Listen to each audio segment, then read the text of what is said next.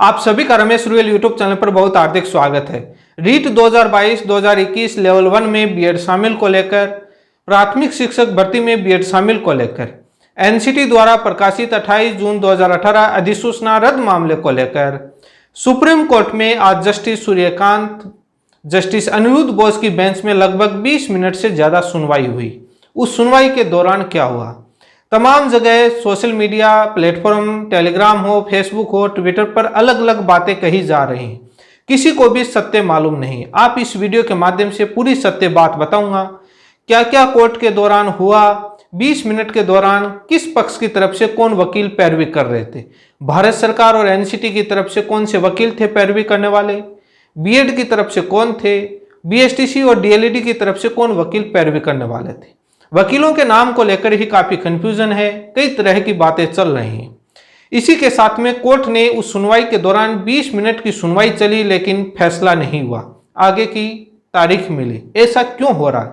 आप सभी के मन में सवाल है कि बार बार तारीख पर तारीख क्यों मिल रही है, जब सुप्रीम कोर्ट ने ही अपने ऑर्डर में कह दिया हर बार मैटर फाइनल डिस्पोजल के लिए लगता है, लेकिन निर्णय नहीं हो पाता है।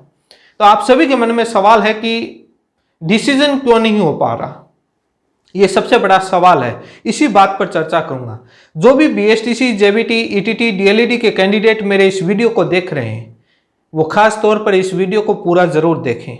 कुछ महत्वपूर्ण बातों पर मैं जिक्र करना चाहूंगा जो बहुत ही गंभीर बातें हैं और उसको आपको देखे बिना जीत मिलना मुश्किल है। वो बातें क्या हैं और वो कहीं ना कहीं बीएसटीसी के लिए खतरनाक साबित हो सकती हैं, जो पीछे के कई दिनों के बाद जो एक एनालिसिस करके कुछ बातें सामने आई हैं, उन बातों पर भी मैं जिक्र करना चाहूंगा इसी सुनवाई के साथ। आज सुनवाई के दौरान कोर्ट ने अपने फैसले में क्या कहा, उन बातों पर भी चर्चा करूंगा। कौन से पक्ष की तरफ से कौन वकील थे, इन बातों को लेकर ही काफी कंफ्यूजन है। आप इस वीडियो को इग्नोर मत कीजिएगा और जो भी डीएलईडी, बीएसटीसी के कैंडिडेट जो मेरे इस वीडियो को देख रहे हैं, आप सभी जरूर शेयर कीजिएगा। सबसे पहले बात कर लेते हैं, आप सभी को मालूम है कि पिछले काफी महीनों से ये मैटर चल रहा है सुप्रीम कोर्ट में और ये मैटर फाइनल डिस्पोजल के लिए लगता है, लेकिन डिसीजन नहीं हो पाता है। आज मैटर लगा। सबसे पहले वकीलों पर बात करते हैं, कौन से पक्ष की तरफ से कौन सा वकील थे, उसके बाद सुनवाई के दौरान क्या हुआ, आगे की तारीख कब दी गई, तारीख क्यों मिली बार बार, आज वापस तारीख की डेट क्यों मिली, तारीख पर तारीख क्यों हो रहा है, इस बात पर मैं गंभीर रूप से चर्चा करूंगा। यह सत्य जानकारी आपको कोई नहीं देगा। निष्पक्ष रूप से बताऊंगा कि असलियत में हुआ क्या।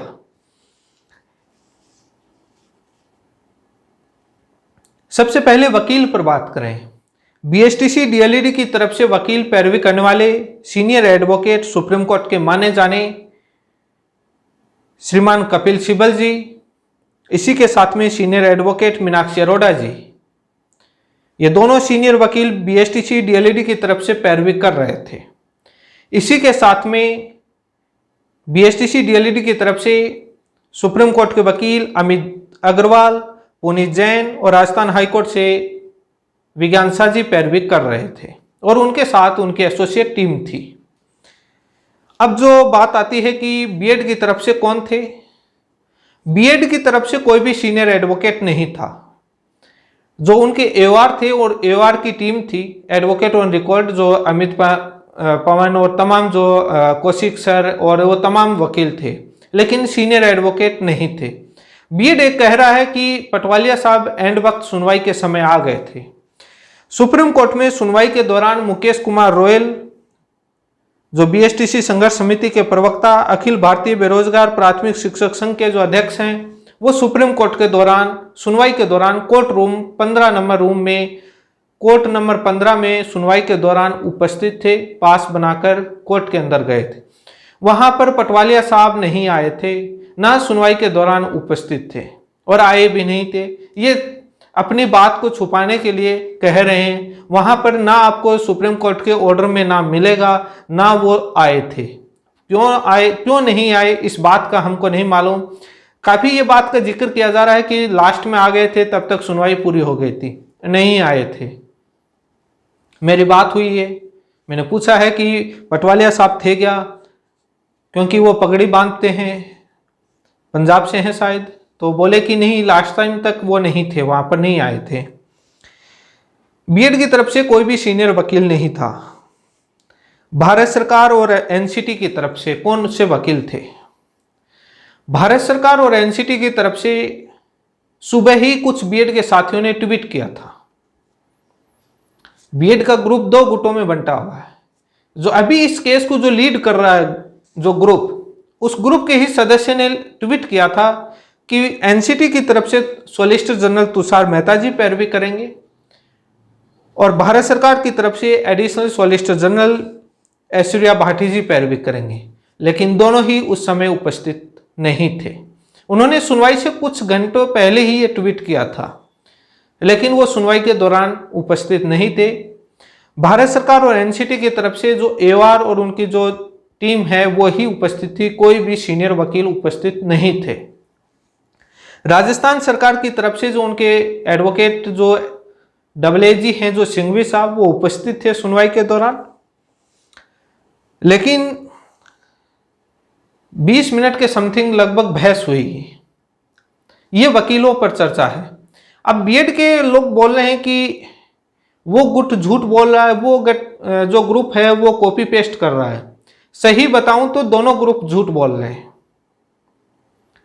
क्योंकि उनकी तरफ से मैंने पूछा कि क्या बीएड की तरफ से कोई सुप्रीम कोर्ट में विपक्ष की पार्टी की तरफ से कोई कैंडिडेट था रिप्रेजेंट करने देखने के लिए? कोई भी नहीं था, किसी का पास नहीं बना हुआ था कोर्ट के अंदर जाने के लिए, शायद दिल्ली गए नहीं थे।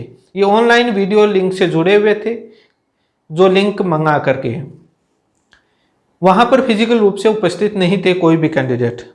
तभी ये तरह तरह की बातें, गुमराह करने वाली बातें आ रही थी कि तुषार मेहता जी हैं, ऐश्वर्या भाटी जी पैरवी कर रहे हैं। जब सुनवाई चल रही थी उसी समय बीएड की तरफ से ये फैलाया गया कि तुषार मेहता जी पैरवी कर रहे हैं और उस फोटो को वायरल किया गया। जो उनके एवार थे बीएड की तरफ से, कौशिक साहब, शायद कौशिक या पवन साहब थे, उनकी फोटो को बताया गया कि ये तुषार मेहता जी हैं। और ये मेरे पास आया कि बोले कि ये हमारी रणनीति थी, जो हमने बताया नहीं कि तुषार मेहता जी कैसे आएंगे, आज देखने को मिला। जब उसके बाद वेरीफाई हुआ, पता चला कि ये तुषार मेहता जी नहीं है, तब बाद में दूसरे ही ग्रुप पर अपने एक दूसरे पर उनका प्लेटफॉर्म है, वो कुछ भी बोले।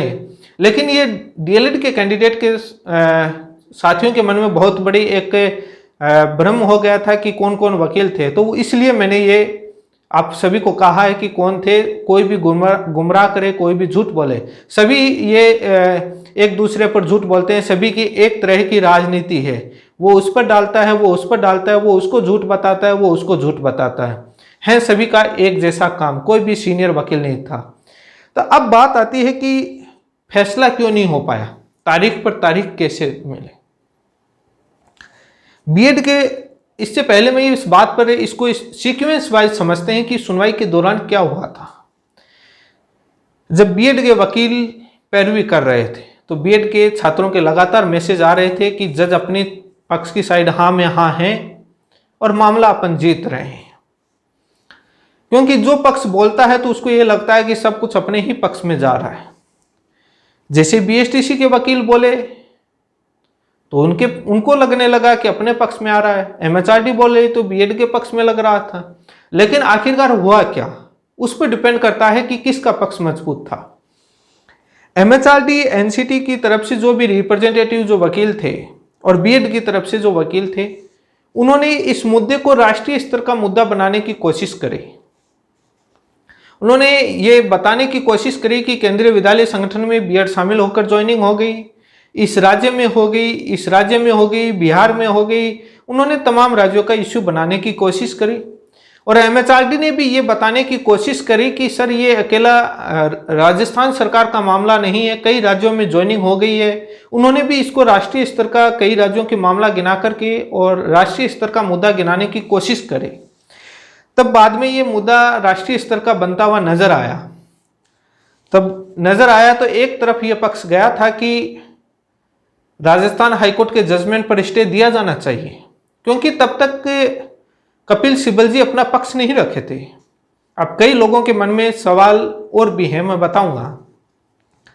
तो जब ये राष्ट्रीय स्तर का मुद्दा बना तो कपिल सिब्बल जी दूसरे मैटर में बिजी थे।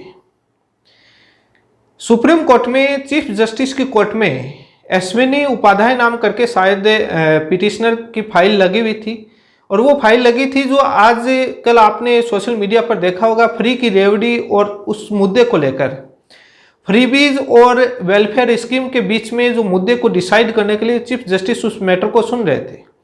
उस मैटर में सॉलिसिटर जनरल तुषार मेहता जी पैरवी कर रहे थे। इन लोगों को नहीं मालूम होगा, जब अपने मैटर की सुनवाई चल रही थी उस समय 1 नंबर कोर्ट में सॉलिसिटर जनरल तुषार मेहता जी, सीनियर एडवोकेट प्रशांत भूषण जी और भी कई सीनियर एडवोकेट, उसी के साथ में कपिल सिब्बल जी भी वहां पैरवी कर रहे थे।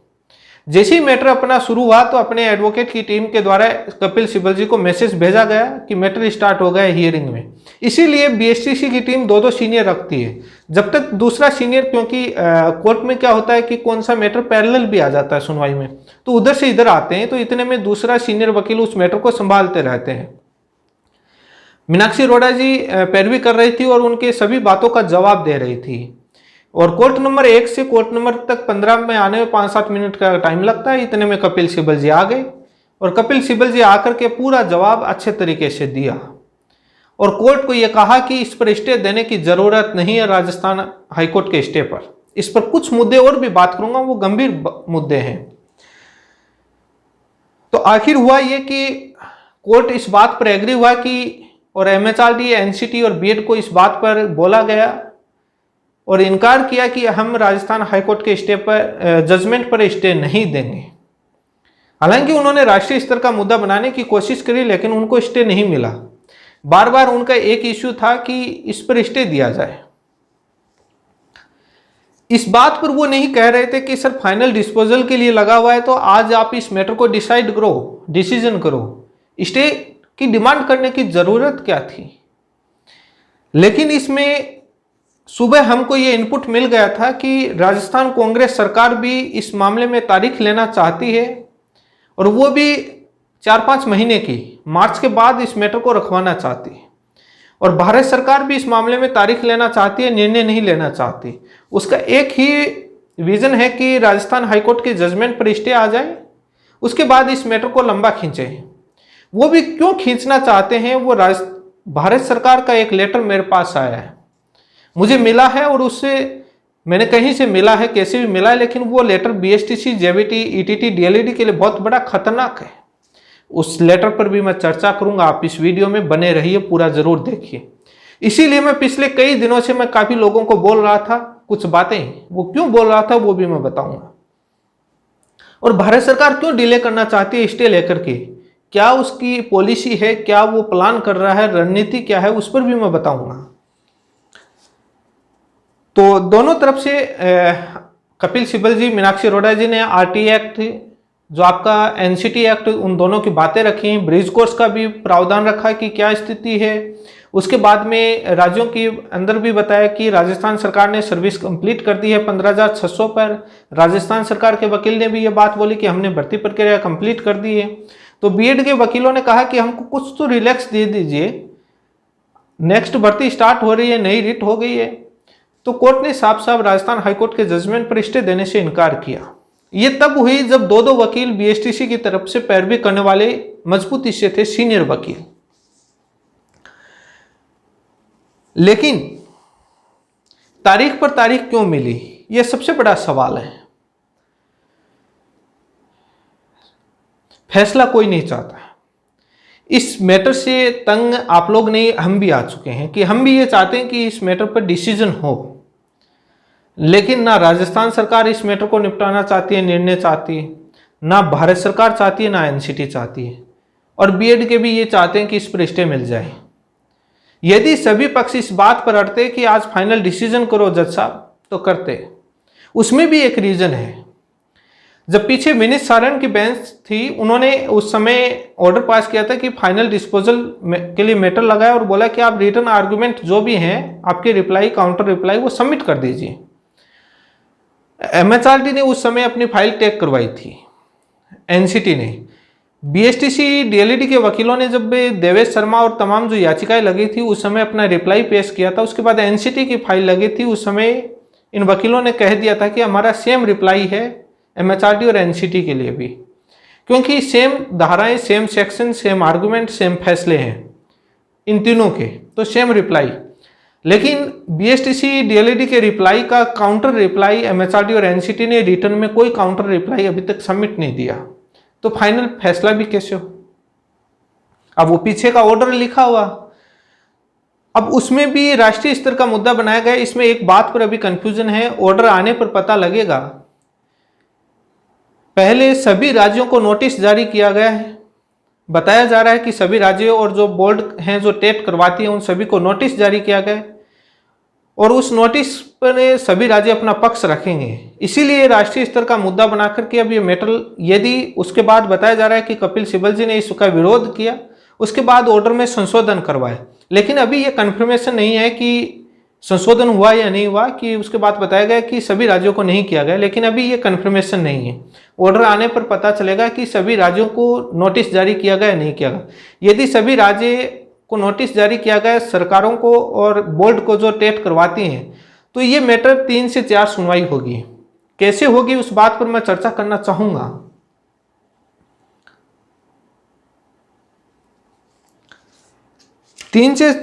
तीन से चार सुनवाई का सबसे बड़ा जो इश्यू ये है कि 3 से 4 सुनवाई होने का कारण, कुछ राज्य सरकार समय पर रिप्लाई लेकर के आ जाएंगी, कुछ राज्य सरकार समय पर रिप्लाई लेकर के नहीं आई और मैटर लिस्टेड हो गया, तो तारीख मिलेगी, जब तक सभी राज्य सरकार अपना पक्ष नहीं रखेंगे।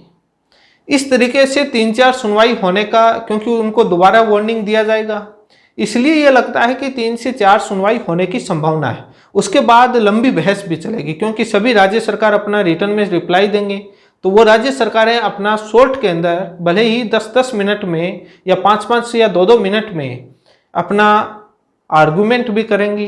बीएड भी आर्गुमेंट करेगा, एनसीटी एमएचआरडी भी करेगा, डीएलएड भी करेगा। तो इसलिए इसमें लगता है कि कंटिन्यू हियरिंग होकर के लगभग 3 से 4 सुनवाई होने के चांसेस हैं। अब दूसरा इश्यू आता है कि तारीख आगे कोई भी इसको डिसाइड करने के लिए तैयार नहीं, ना राजस्थान सरकार ना भारत सरकार। जब बीएड के लोग भी तारीख मांगे, जब ये डिसाइड पर आया कि स्टे देने से इनकार कर दिया जैसे ही कोर्ट ने, तो बीएड को लग गया कि अब मामला नेगेटिव जा सकता है, वो भी तारीख पर आ गए। अब जब तारीख पर आ गए तो तारीख आपको मालूम है कि कोई भी कोर्टों महीने भर से पहले मिलती नहीं है, क्योंकि जब इतना लंबा रिटर्न में काउंटर में रिप्लाई देना होता है तो समय देना पड़ता है। तो ये इस तरीके से तारीख मिल गई। अब ये काफ़ी चीज़ें हैं कि इसमें सभी, यदि ये लोग राष्ट्रीय स्तर का मुद्दा नहीं बनाते और फाइनल डिसीजन के लिए बोलते तो हो जाता।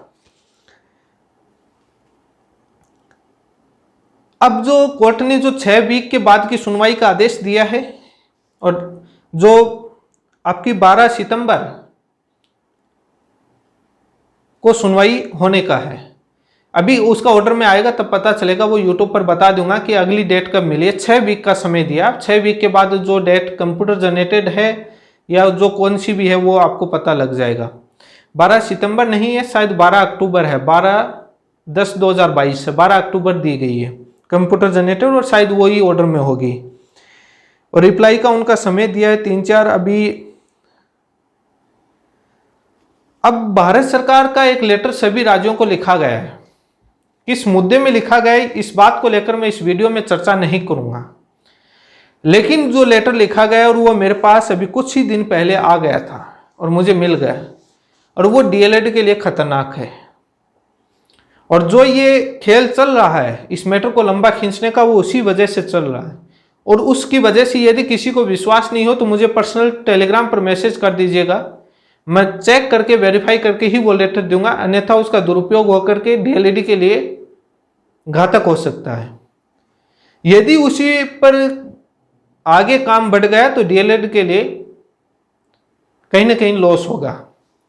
इसलिए मैं बार बार बातें, जो अर्जेंट ग्रुप था उसके अंदर कुछ मैसेज और मैंने सिलेक्टेड ग्रुप के अंदर बातें कही थी कि आप ट्विटर और मेल करते रहिए, लेकिन उस मुद्दे पर बात करना चाहूंगा।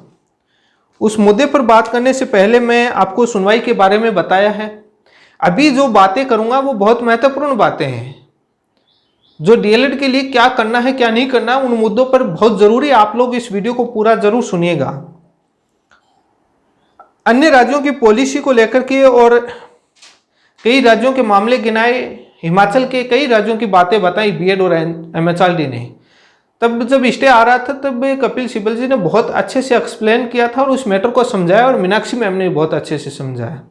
और कपिल सिब्बल जी ने यह बताने की कोशिश करी कि आरटी एक्ट जो क्रिएटर है हम ही तो, हमारी सरकार में तो हुआ था, और हमने एनसीटी को फ्री एंड कर रखा है, तो डायरेक्शन देने वाला कौन होता है? एमएचआरडी। और ये एक राजस्थान सरकार का, भारत सरकार ये कह रही थी ओनली राजस्थान सरकार का नहीं है, ये कई राज्यों का मामला है। तो उन्होंने कहा कि आप ग्राउंड पर बात कीजिए, राज्यों पर डिस्कस मत कीजिए। कपिल सिब्बल जी ने बहुत स्पष्टीकरण कहा और लीगली रूप से बात करी कि आप किस राज्य में क्या हो रहा है उस बात पर चर्चा मत करिए। इस बात पर चर्चा होने की, राजस्थान हाईकोर्ट ने जजमेंट दिया है वो क्या सही है क्या गलत है, कानून क्या सही बनाए क्या गलत बनाए, उस बात पर चर्चा करिए और उस बेस पर आप बताइए कि क्या आपको राजस्थान हाईकोर्ट के जजमेंट पर स्टे देना चाहिए, और कुछ ग्राउंड बताए। और जजमेंट का पॉइंट टू पॉइंट उन्होंने एक्सप्लेन किया, और मीनाक्षी मैम ने भी एक्सप्लेन है। तब जाकर के हुआ कि हाँ नहीं, राजस्थान हाईकोर्ट के जजमेंट पर कोई स्टे नहीं देंगे और कोई रिलैक्स नहीं देंगे। लेकिन ये आप सभी की, जो मध्य प्रदेश और वेस्ट बंगाल के काफी साथियों ने अभी मेल और ट्वीट किया था, जिसकी कहीं ना कहीं आप ये बदौलत देख सकते हैं कि भारत सरकार और एनसीटी दोनों तरफ से सीनियर एडवोकेट गायब होने लग गए। यदि आप बहुत अच्छे तरीके से प्रेशर बनाया हुआ होता तो ये एसएलपी भी वापस ले लेते। लेकिन कमी कहां है? डीएलएड के साथियों को, डीएलएड के बीएसटीसी के छात्र ही केस सराहने में लगे हुए हैं, और वो लोग ही डिमोटिवेट कर रहे हैं और लोगों को गुमराह कर रहे हैं। इस बात पर मैं इस वीडियो में चर्चा करना चाहूंगा, किस तरीके से कर रहे हैं, कौन लोग हैं और क्यों डिमोटिवेट कर रहे हैं, और इस केस को हराने में क्यों लगे हुए हैं। ये बहुत गंभीर मुद्दा है, इस बात पर चर्चा होनी बहुत ज्यादा जरूरी है।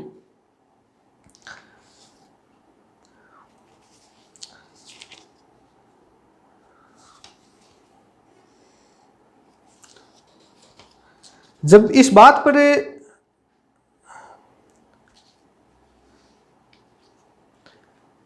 सबसे पहले तो आप सभी को इस बात को समझना जरूरी होगा कि आप लोग स्वार्थी ना बने।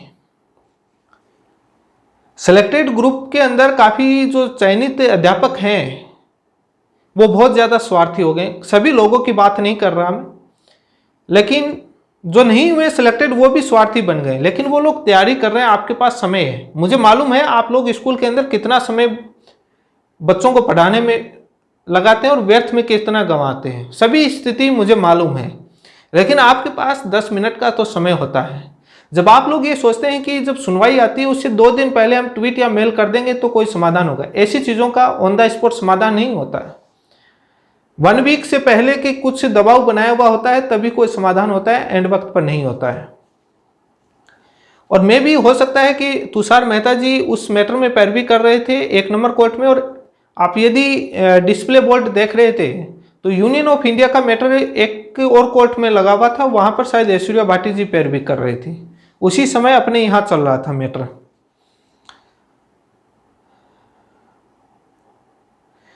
बड़ी हैरानी की बात है कि सिलेक्टेड लोग जब ज्वाइनिंग नहीं हुई थी उससे पहले ज्वाइनिंग के लिए बहुत ट्वीट करते थे, और उस समय ये बात हर वक्त पर नजर रहती थी, सुनवाई होती थी तब कि कपिल सिब्बल जी हर हाल में सुनवाई के लिए जाने चाहिए। और एक बार हमने पैसा बचाया तो उस समय सवाल हो गए कि आप क्यों नहीं भेजा, कल को भर्ती पर स्टे आ जाता तो क्या होता। इसमें मैं एक बहुत बड़े रहस्यमयी बात बताना चाहूंगा। एक और घटना है उस पर भी मैं चर्चा करना चाहूंगा। हमारा शुरुआत से इस बात पर विजन था कि राजस्थान हाईकोर्ट के जजमेंट पर किसी भी हाल और सूरत में स्टे नहीं आने देना है। साथ में यह भी था कि बीएड के रिजल्ट जारी नहीं होना चाहिए और बीएड के फॉर्म नहीं भरे जाने चाहिए। 3 मुद्दों पर सबसे पहले हमारा काम था। यदि राजस्थान हाईकोर्ट के जजमेंट पर स्टे आ गए तो बीएड अलाउ हो गई तो बीएड का पक्ष भारी हो जाएगा और बाद में मामला गंभीर हो जाएगा। ये क्यों मैं बताना चाह रहा हूं। यदि बीएड का रिजल्ट जारी हो जाता है, ये अभी मैं वर्तमान की स्थिति को देखते हुए उस समय जो मैंने सोची थी वो आज वेरीफाई हो रही है। वो कैसे हो रही है वो बहुत महत्वपूर्ण है। यदि मैं उस समय राजस्थान हाईकोर्ट के जजमेंट पर स्टे आ जाता, सपोज कीजिए, और बीएड का रिजल्ट जारी हो जाता और फॉर्म भर जाते हैं, तो ये जो आपके लगभग 15,000 में से 5-7,000 लोग बीएसटीसी का चयन होता है, बाकी बीएड का होता क्या, जो 5-7,000 बीएसटीसी के लोगों का चयन होता है, ये लोग आंदोलन पर लग जाते हैं, ट्विटर अभियान में लग जाते हैं, हमको ज्वाइनिंग दे दीजिए। उनको बीएड, वो बोलते हैं हमको बीएड से मतलब नहीं है भर्ती, और कुछ नेता भी आ जाते हैं कि इस भर्ती को कंप्लीट कीजिए समय पर, और इस साथ में ट्वीट कर देते कि आपके साथ भी अन्याय नहीं होने देंगे, और इस भर्ती को कंप्लीट करवा देते, और डीएलएड बीएसटीसी का ग्रुप 2 ग्रुपों में विभाजित हो जाता। और ऐसा बिहार में भी देखने को मिला है, और ये सबसे बड़ा लॉस होता है केस हारने का, और सबसे बड़ी बहुत नुकसान हो जाता है बीएसटीसी को। उस समय वो लोग मात्र इसी मकसद से ट्वीट करते थे, फोन करते थे, जुड़े हुए थे कि भर्ती पर स्टे नहीं आना चाहिए। बाकी उनको उस समय ये मालूम था, उनको कोई मालूम नहीं, उनको कोई लेना देना नहीं है कि बीएड शामिल हो नहीं हो, मात्र भर्ती पर स्टे नहीं आना चाहिए, अपनी ज्वाइनिंग होनी चाहिए। ये बहुत गलत है, क्योंकि ये केस शुरुआत से जिन लोगों ने इस केस की नींव डाली है, जिस तरीके से लड़ा है और इस बीएड को बाहर किया, उन लोगों से पूछिए कितनी मेहनत करी, कई प्रकार की उनके समस्याएं हैं, हर एंगल से वो सोच कर चले, तब जाकर के आज इस मुहिम तक वो लोग पहुंचे हैं। बहुत लोगों की मेहनत है, ऐसे ही नहीं पहुंचे। उन लोगों को क्या मालूम नहीं था, जो धरना प्रदर्शन, जो आंदोलन में 53 दिन रहे हैं, वो लोग कभी ऐसी राजनीति नहीं करते। ये वो लोग हैं जो कभी आए नहीं, आए तो एक दिन के लिए धरने पर आए, कभी इसमें कोई योगदान नहीं दिया। उन लोगों की सोच है ये, और वो लोग क्या करते हैं कि पूरे माहौल को बिगाड़ते हैं और डीमोटिवेट करते हैं। ये मालूम था, इसीलिए शुरुआत से इस बात पर काम किया जा रहा था कि राजस्थान हाईकोर्ट के जजमेंट पर स्टे नहीं आना चाहिए, बीएड का रिजल्ट जारी नहीं होना चाहिए, ना उनके फॉर्म भरे जाए। आज तक वो तीनों बातों पर हम कायम है, वो तीनों काम नहीं होने दिए। और मेरा ये मकसद था कि भले ही भर्ती पर स्टे आ जाए, लेकिन ये तीनों काम हो गए तो उस दिन बीएसटीसी हार जाएगी, और ये श्योर था। उसके बाद मामला, ये श्योर है कि सुप्रीम कोर्ट में मामला जाने के बाद कितनी सुनवाई में निपटे, कोई भरोसा नहीं है। ये कोर्ट का मामला है, कोई आपका अकेले का मामला नहीं है, पूरे भारत के मामले जाते हैं सुप्रीम कोर्ट में, सभी मामले इंपॉर्टेंट होते हैं कोर्ट के सामने। इसीलिए ये मालूम था। और उसके बाद ये ग्रुप कैसे डिवाइडेशन होगा, लोग कैसे बंट जाएंगे अपने स्वार्थ के लिए, ये सब चीजें अनुभव है, मुझे मालूम है हर बात का। इसीलिए इन 3 चीजों पर काम किया, और जिसकी वजह से सभी की मेहनत की बदौलत से, मैं ये नहीं कहता कि ये केस आप मेरी वजह से आप लोग जीते हैं, नहीं, सभी की मेहनत है, सभी की मेहनत की वजह से केस आज इस मुकाम तक, इस स्टेज तक आप पहुंचे हैं। सभी का योगदान है, चाहे धरना प्रदर्शन हो, ज्ञापन हो, ट्विटर अभियान हो, चाहे आर्थिक में हो, चाहे कैसे भी सहयोग हो, इस यूनिटी को बनाए रखने में सभी का योगदान है। लेकिन सबसे बड़ी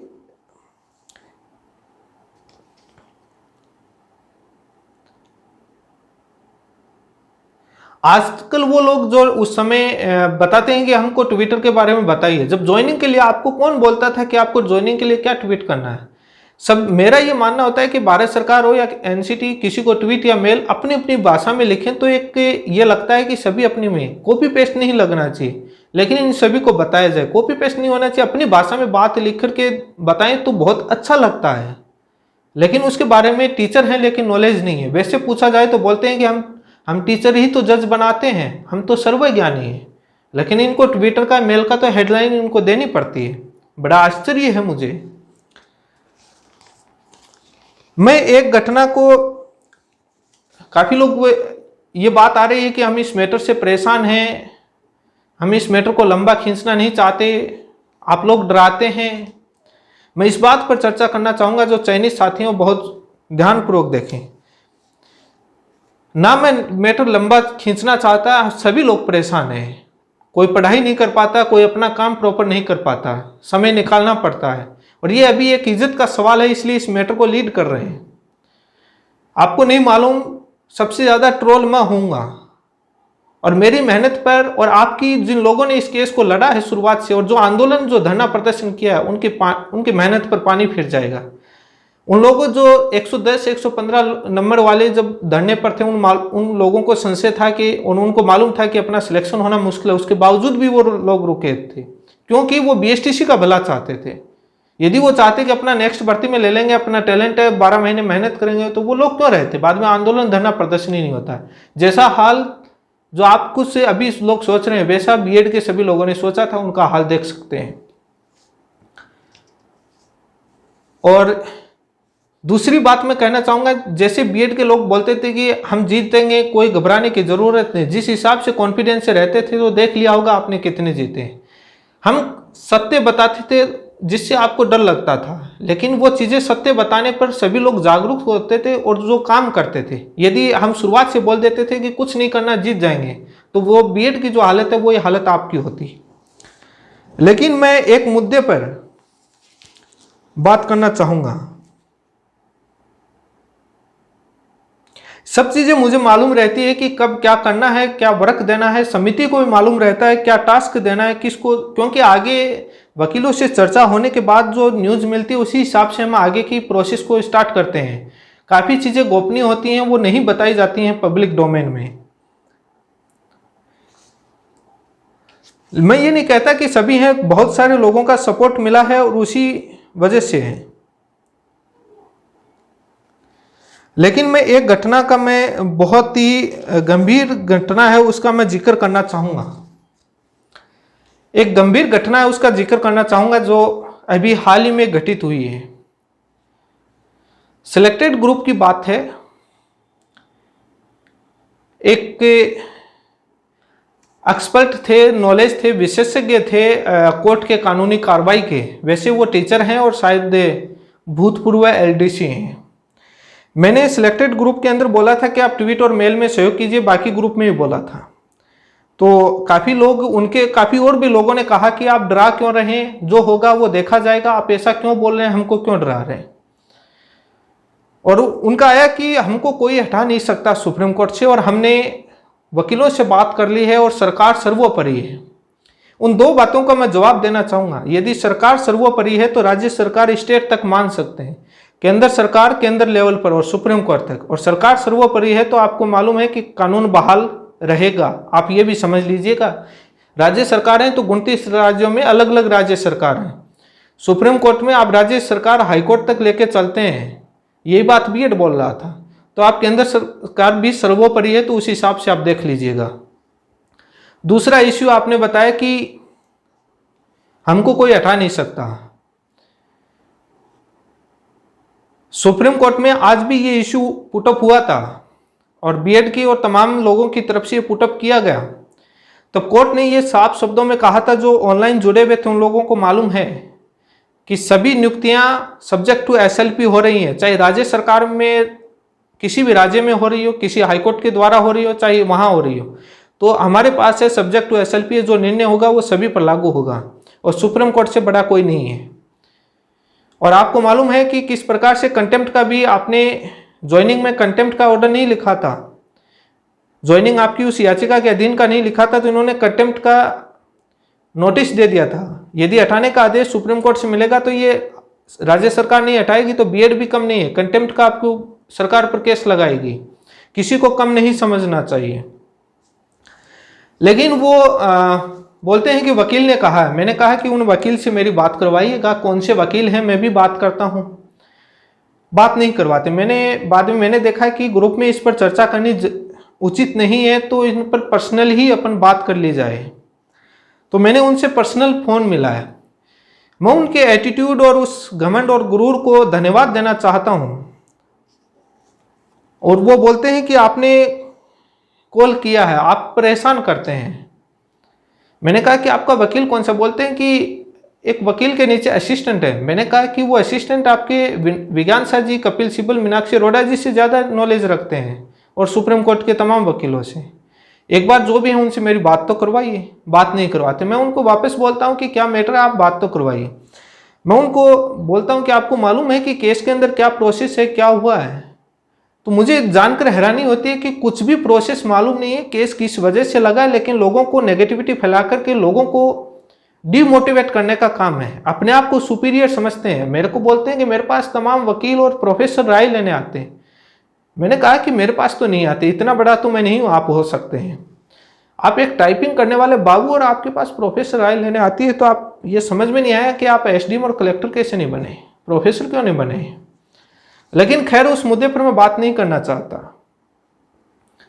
मैंने उनको समझाया मैटर। उसके बाद बोलते हैं कि आप जजमेंट भेजिए, क्या है और क्या फाइल में एसएलपी में क्या है पूरी चीज़ें भेजी है। मैंने राजस्थान हाईकोर्ट का जजमेंट डाउनलोड करके भेजा, उसमें जो रेलेवेंट पेज थे पढ़ने लायक उन पर मार्किंग करके भेजा, और सुप्रीम कोर्ट में जो एनसीटी और एमएचआरडी के एसएलपी को भेजा, और उसमें जो, क्योंकि 2000 पेज की एसएलपी होती है कोई नहीं पढ़ पाता है, तो जज भी नहीं पढ़ते हैं, वो भी जो सिनॉप्सिस होती है और जो रेलेवेंट पेज होते हैं वो ही पढ़ते हैं, इतना कोई नहीं पढ़ता है। तो वही चीज़ मैंने भेजी कि आप देख सकते हैं। तो दूसरे दिन बोलते हैं कि आपने तो ये पूरा भेजिए, आपने मार्किंग करके क्यों भेजा। मैंने कहा कि आपने जब खोल के ही नहीं देखा, आपको पढ़ना ही नहीं आता है। मैंने जो पीडीएफ भेजी है उसी का मैंने स्क्रीनशॉट लेके भेजा है, और उसी में जो पढ़ने लायक बिंदु है वो ही भेजा है कि यदि समय नहीं हो तो इतना पॉइंट पढ़ लें, साफ लिखा हुआ है। लेकिन कुछ नहीं मालूम, लेकिन एटीट्यूड और अपने आप को नॉलेजेबल। मुझे जानकर ये हैरानी हुई कि उनको जजमेंट डाउनलोड करना नहीं आता है, केस नंबर नहीं मालूम, केस में फाइल में लगा क्या वो नहीं मालूम, लेकिन ज्ञान देने सभी को लग जाते हैं। ये लोग सबको एक चीज सभी को पूरे तालाब को गंदा कर देती है, वही हालत होती है। ऐसी जो डिमोटिवेट करने वाली समस्याएं बहुत पहले भी आई थी, उस समय भी इनका समाधान किया गया। लेकिन अभी क्या है कि कुछ सिलेक्टेड लोग मालूम है, वो भी एक यूनियन बनाए हुए हैं, और वो, हाँ ठीक है मेरे खिलाफ बोलिए, बहुत सारे बीएसटीसी के लोग मेरे खिलाफ बोलते हैं, और ज्वाइनिंग के बाद और भी कई लोगों के ग्रुप है, मेरे को ये तक बोला गया है कि आप लोग बीएसटीसी का भला नहीं चाहते हैं। अब मैं नहीं भला चाहता तो कौन भला चाहता है, वहां जा सकते हैं।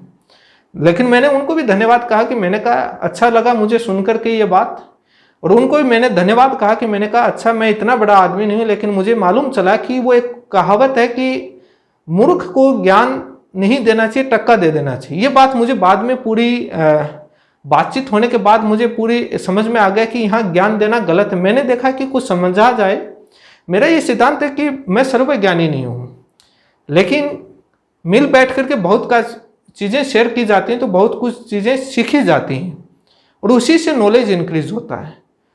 लेकिन बहुत ही एक सोचने वाली बात है, सुप्रीम कोर्ट से बड़ा कोई नहीं होता है। और जहां पर मुझे बोलते हैं कि हम आंदोलन धरना प्रदर्शन कर लेंगे, सीएचए का आंदोलन ध्यान रख लीजिएगा, 27,000 के लोग थे, और उससे बड़ा वोट बैंक तो आप है भी नहीं, और काफी बड़ा, काफी हजारों में लोग शहीद स्मारक पर आंदोलन में रहे थे, वापस नहीं लगाया, कितना भी विरोध कर लिया।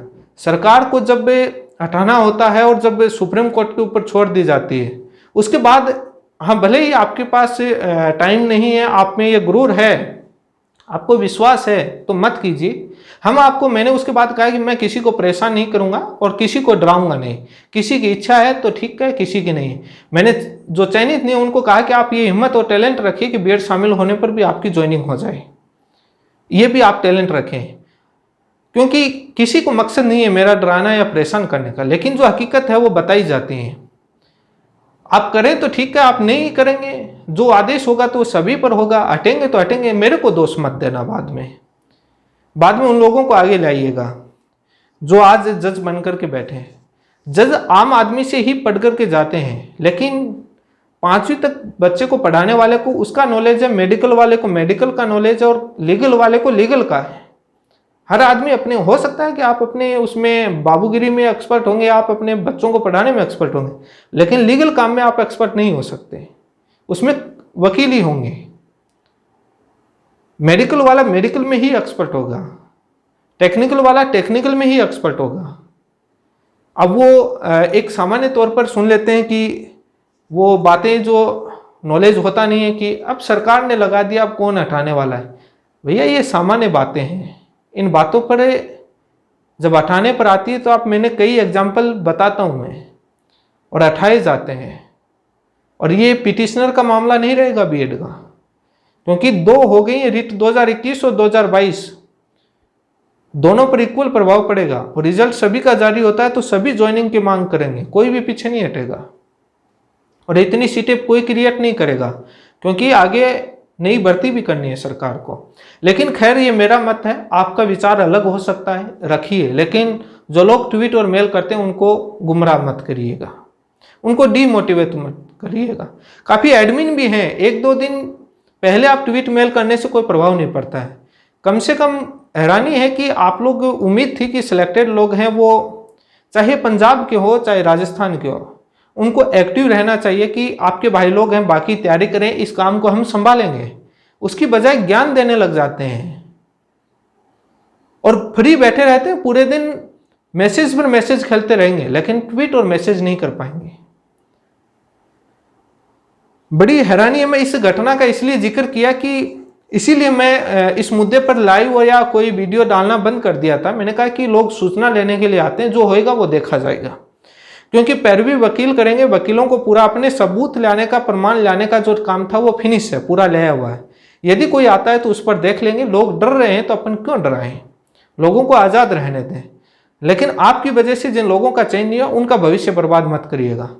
और जब जैसे ही उनके ग्रुप में कोई बीएसटीसी बीएड विवाद की सुनवाई की बात चलती है तो सबको शाम सूंघ जाता है, कोई नहीं बोलता है। और जब ज्वाइनिंग के समय वही लोग हैं मेरे को फोन करते थे कि कैसे भी करके स्टे नहीं आ जाए सर, ज्वाइनिंग मिलनी चाहिए, बीएसटीसी हारनी नहीं चाहिए, बीएड शामिल नहीं होनी चाहिए, कपिल सिब्बल जाना चाहिए।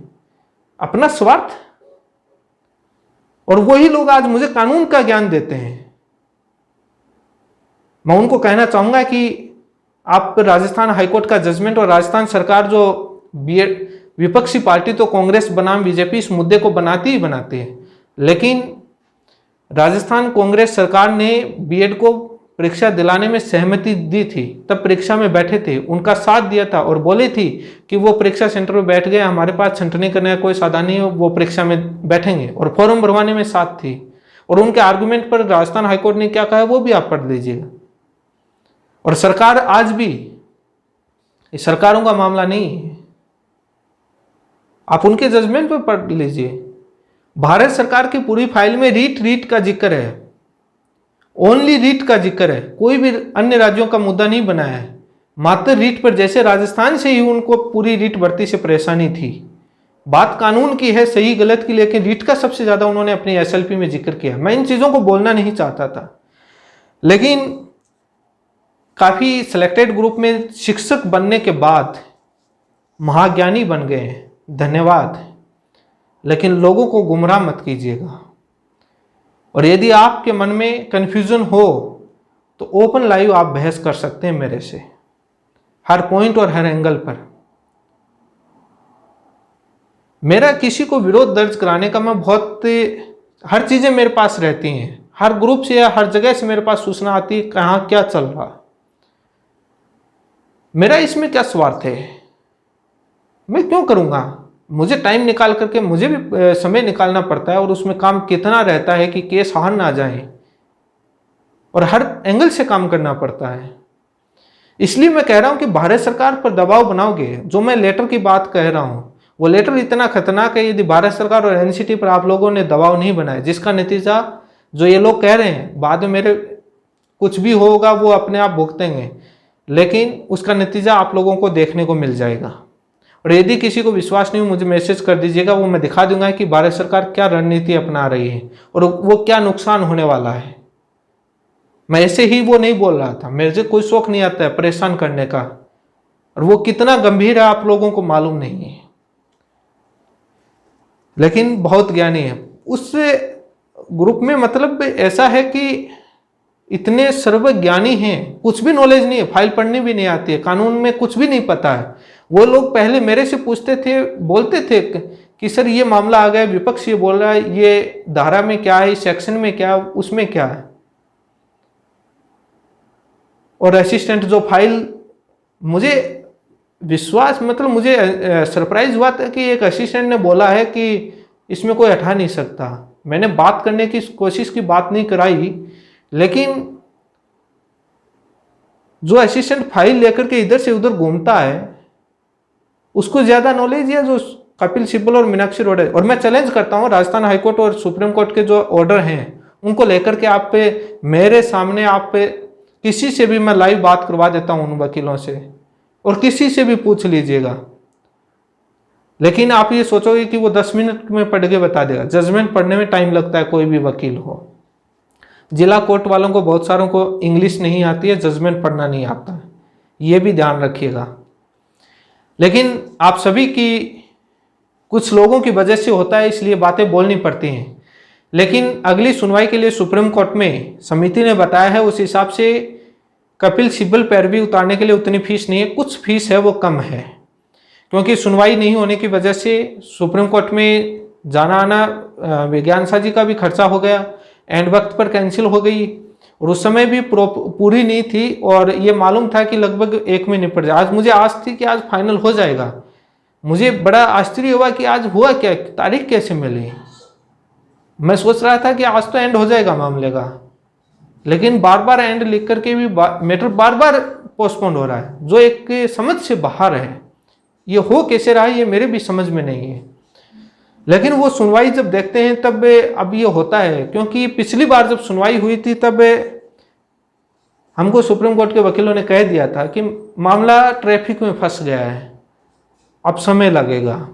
और आज जिस हिसाब से लगा कि पता लग गया कि सुनवाइयाँ और होंगी, अब वो मेरे हाथ में नहीं है कितनी सुनवाई हो। यदि आपके हाथ में है तो उस समय अगली बार आप पार्टी बनकर के, पिटिशनर बनकर के कोर्ट में पेश होइएगा। और मैं तो ये मानता हूं कि जब वो काफ़ी लोग चयनित में इतने एक्सपर्ट हैं और ज्ञानी हैं, वो लोग पिटिशनर बनकर के सुप्रीम कोर्ट में अपना आर्गुमेंट क्यों नहीं करते। पिटिशनर कर सकता है, आप लोग अपनी इंडिपेंडेंट फाइल लगा करके, फाइल में बनवा के दूंगा वकीलों से। और वैसे आप कानून के नॉलेज है तो आपको बनानी आती होगी, नहीं भी आती है तो मैं बना के दूंगा, आप पैरवी कीजिए ना। यदि बीएड की तरफ से कई प्रकार के सवाल आते हैं तो मैं जवाब देता हूँ, अच्छा भी लगता है। लेकिन जब बीएसटीसी डीएलईडी के लोग ही इस तरीके से करें तो किसको जवाब दूं मैं। क्यों टाइम वेस्ट करें, क्यों वीडियो बनाऊं। जो सूचना है सूचना मिल जाएगी, सूचना के रूप में आपको काम में लेना है। जो शुरुआत से इतने दिन धरना प्रदर्शन आंदोलन किया और उस समय जब शुरुआत में कांग्रेस सरकार से बीएड को बाहर करवाई थी, वो लोग क्या मूर्ख थे जो इस केस की और इस बीएड को बाहर करने की जिन लोगों ने नींव डाली थी, उनकी मेहनत पर पूरा पानी फेरना चाहते हैं चयनित होकर के। ट्वीट करने, मेल करने में आपको इतना जोर आता है, लेकिन जो होगा सभी के लिए होगा। उसमें बाद में ट्रोल करते रहो, एक दूसरे पर आरोप या दोष लगाते रहो, जिस तरीके से विपक्ष लगाती है। जब इनपुट आता है तभी हम बोलते हैं कि अब ये करना जरूरी है, ऐसे नहीं बोलते। हो सकता है कि आप सिलेक्टेड लोग हैं, आप मेरे से ज्ञानी होंगे, आपको मेरे से ज़्यादा लोगों के अंदर ज़्यादा नॉलेज होगा और हो सकता है। लेकिन यदि किसी को मेरे इस वीडियो से मन को ठेस पहुंचाओ तो उसके लिए मैं माफ़ी चाहूँगा, मेरा इंटेंशन नहीं था। लेकिन उस ग्रुप के अंदर वो लोग भी ऐड भी वही लोग करते हैं और वो गुमराह भी करते हैं, और बहुत सारे लोग ज्ञानी बने हुए हैं, वो लोग समझ गए होंगे। हो सकता है आप मेरे से ज़्यादा नॉलेज वाले होंगे, मैं नहीं कहता हूँ आप लोगों की तरह कि मैं सर्वज्ञानी हूँ, मुझे मेरे में कमी नहीं है, आप हो सकते हैं। लेकिन सत्य बोलता हूँ, चाहे किसी भी पक्ष का क्यों ना हो। बीएसटीसी के नुकसान के लिए नहीं बोलता, भले ही आप लोग कुछ भी बोलें। मुझे तो आपने कई तरह की बातें बोली हैं, वो तो होता ही है, इतना बड़ा लोग होता है, इतनी बड़ी यूनिटी होती है ऑर्गेनाइजेशन, और इससे ग्रुप को चलाना बहुत बड़ी बात होती है और इस तरह की बातें आती हैं, लेकिन उनको हैंडल और यूनिटी बनाए रखना भी सभी की जिम्मेदारी है। होता है, ये कोई बड़ी बात नहीं, मैं इन बातों से नाराज नहीं हूँ, अक्सर मैं इग्नोर करता हूँ, लेकिन एक लिमिट के दायरे में जाने के बाद मुझे बोलना पड़ता है। आप सभी का बहुत बहुत धन्यवाद।